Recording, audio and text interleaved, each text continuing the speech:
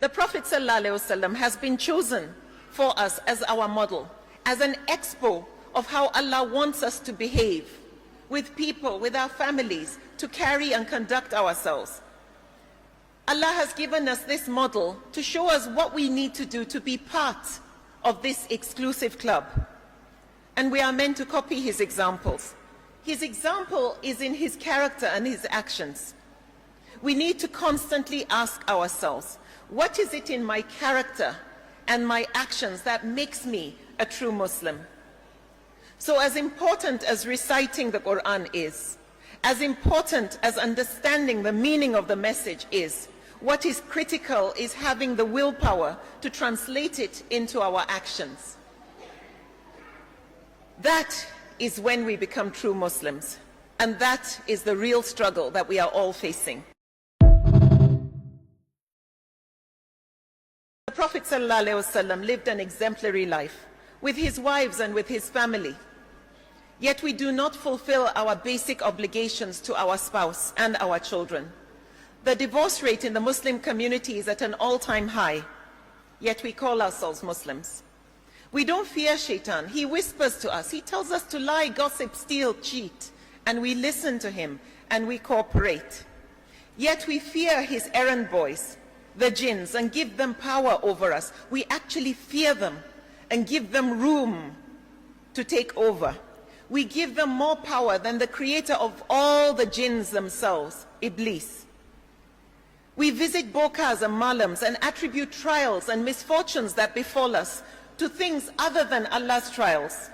By doing things like this, we are actually no longer Muslims, yet we call ourselves Muslims. We commit slander, we gossip, we associate things with individuals who haven't done anything wrong. In other words, character assassination to our sisters and our brothers, and we still call ourselves Muslims. We treat those that help us, our house help, our drivers, security and so on, the junior staff, we treat them so badly, like animals sometimes, depriving them of their basic rights, and we call ourselves Muslims. The list is endless, and I can go on forever talking about all the things that actually stop us from being true Muslims that we do. So what does being Muslim really mean if we don't follow the rules that permit us to be part of this exclusive club? In religious vocabulary, hypocrite, munafiq, means you're a believer on the outside and a disbeliever on the inside. Disbelieving also means going contrary to the injunctions of Allah.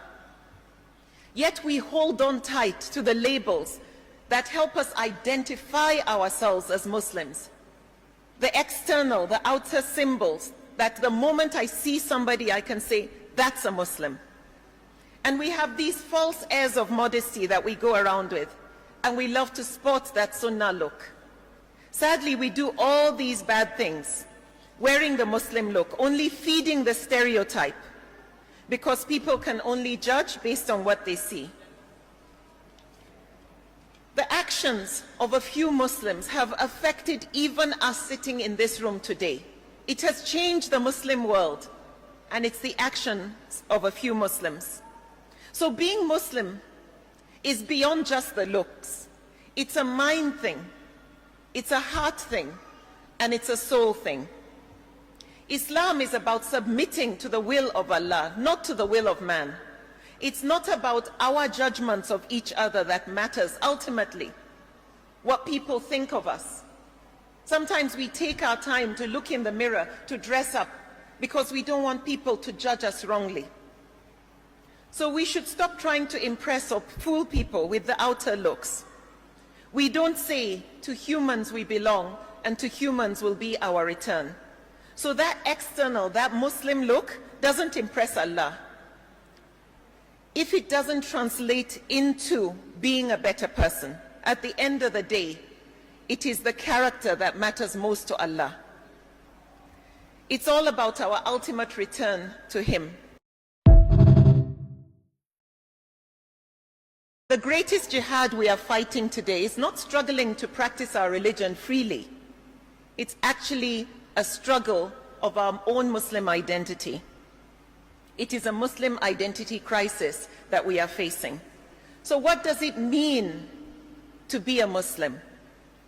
Because if the message from Allah is that we shouldn't cheat, gossip, steal, or lie, and we do, and He says we shouldn't fornicate, we shouldn't drink alcohol, collect interest, give bribes, have pride, yet we do.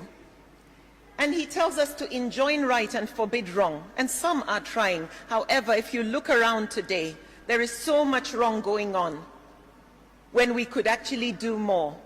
Instead, people choose to either look the other way, hate it in their heart, or sadly join in. If you are to ask many, what makes you a Muslim? What you hear is the pride of the label of being called a Muslim. I'm a proud Muslim. But how? In what way, I ask?